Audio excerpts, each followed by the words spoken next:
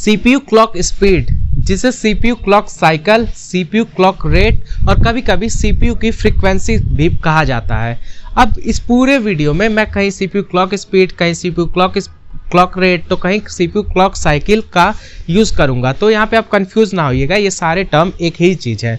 अब अगर हमारा ये सीपीयू है तो एक बात हमें पता है कि हमारे सीपीयू के अंदर मिलियंस और बिलियंस ऑफ ट्रांजिस्टर्स लगे होते हैं और ये transistors as a switch work करते हैं, यानी कि ये ट्रांजिस्टर्स ओपन रहेंगे तो इसके थ्रू इलेक्ट्रिसिटी पास होगी, ये ट्रांजिस्टर्स क्लोज रहेंगे तो इसके थ्रू इलेक्ट्रिसिटी नहीं पास होगी। अब मान लेते हैं कि ये हमारा सीपीयू है और हमारे सीपीयू को इलेक्ट्रिकल पल्सेस हिट कर रहे हैं। अब जब हमारे सीपीयू को इलेक्ट्रिकल पल्सेस हिट करते हैं तो उसके अंदर मिलियंस ऑफ ट्रांजिस्टर्स ओपन और क्लोज होते हैं और उसके बाद अपना जो भी इंस्ट्रक्शंस है उसको एग्जीक्यूट करते हैं।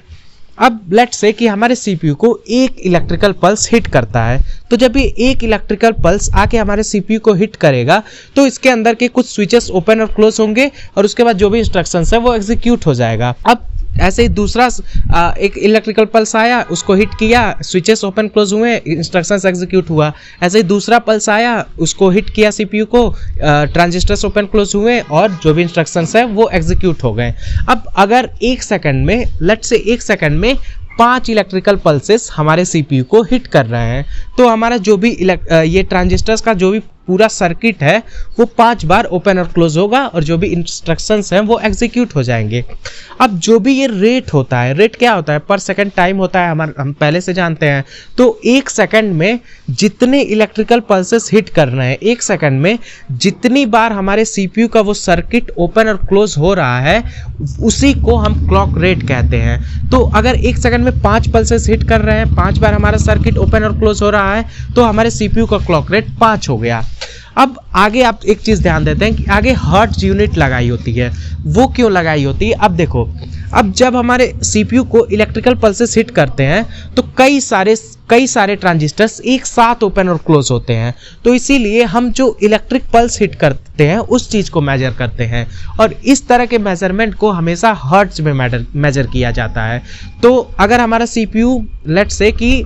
एक सेकंड में 100 पल्सेस आके हिट कर रही हैं और एक सेकंड में हमारे सीपीयू का सर्किट 100 बार ओपन और क्लोज हो रहा है, 100 बार इंस्ट्रक्शंस एग्जीक्यूट कर रहा है, तो हमारे सीपीयू का क्लॉक रेट 100 हर्ट्ज हो जाएगा। अब ऐसे ही अगर एक सेकंड में 1000 पल्सेस हिट कर रहे हैं तो 1K हर्ट्ज हो जाएगा। जैसे कि इंस्टाग्राम वगैरह पे हमारे 1000 लाइक्स आते हैं तो उन्हें हम 1K लिख देते हैं, वैसे ही यहाँ पे भी 1K हर्ट्ज का हमारा सीपीयू हो जाएगा। अब इसी तरह अगर एक सेकंड में हमारे सीपीयू में 10 लाख पल्सेस आ गए, अगर एक सेकंड में हमारे सीपीयू का circuit 10 lakh times instructions execute कर रहा है, हमारा CPU circuit 10 lakh times open और क्लोज हो रहा है, तो हमारे सीपीयू का क्लॉक रेट 10 लाख हर्ट्ज हो जाएगा। अब 10 लाख को हम 1 मिलियन बोलते हैं, तो इसे हम कह सकते हैं कि हमारा सीपीयू अभी 1 मिलियन हर्ट्ज का है और इसी 1 मिलियन हर्ट्ज को 1 मेगा हर्ट्ज कहते हैं। अब इसी तरह आ जाते हैं गीगा हर्ट्ज पे कि अगर हमारे सीपीयू का एक सेकंड में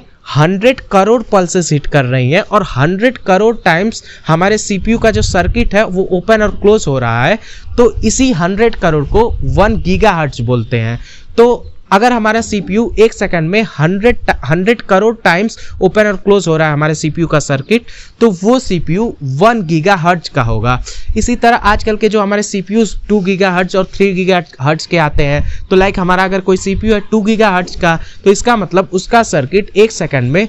200 करोड़ टाइम्स ओपन और क्लोज हो रहा है, उसे 200 करोड़ टाइम्स एक सेकंड में इलेक्ट्रिक पल्सेस हिट कर रहे हैं। अब हमारे सीपीयू की क्लॉक स्पीड जितनी ज़्यादा होगी उतनी ही अच्छी हमारे सीपीयू की परफॉर्मेंस होगी, बट और भी बहुत सारे फैक्टर्स होते हैं जिस पे हमारे सीपीयू की परफॉर्मेंस, हमारे सीपीयू की स्पीड डिपेंड करती है। फॉर एग्जांपल, अगर हमारे सीपीयू आज अगर कुछ गीगाहर्ट्ज पे है, लेट्स से 3 गीगाहर्ट्ज पे है, और अगर हमारे सीपीयू को कुछ इस तरह से डिज़ाइन किया गया है कि किसी प्रॉब्लम को सॉल्व करने के लिए, किसी पर्टिकुलर प्रॉब्लम है, लेट्स से उस प्रॉब्लम को सॉल्व करने के लिए हमारे सीपीयू के सर्किट को 10 लाख टाइम ओपन और क्लोज होना पड़ रहा है। अब आज से 2 साल, 5 साल, 10 साल बाद उसी सीपीयू को कुछ इस तरीके से डिजाइन कर दिया जा रहा है कि उसी सेम प्रॉब्लम को सॉल्व करने के लिए उसके सर्किट्स को सिर्फ 1 लाख टाइम ओपन और क्लोज होने पड़ रहे हैं। तो ऐसे बहुत सारे फैक्टर्स हैं जिस पे सीपीयू की परफॉर्मेंस डिपेंड करती है, जैसे कि हमारे सीपीयू के अंदर कितने नंबर ऑफ कोर्स यूज किए गए हैं,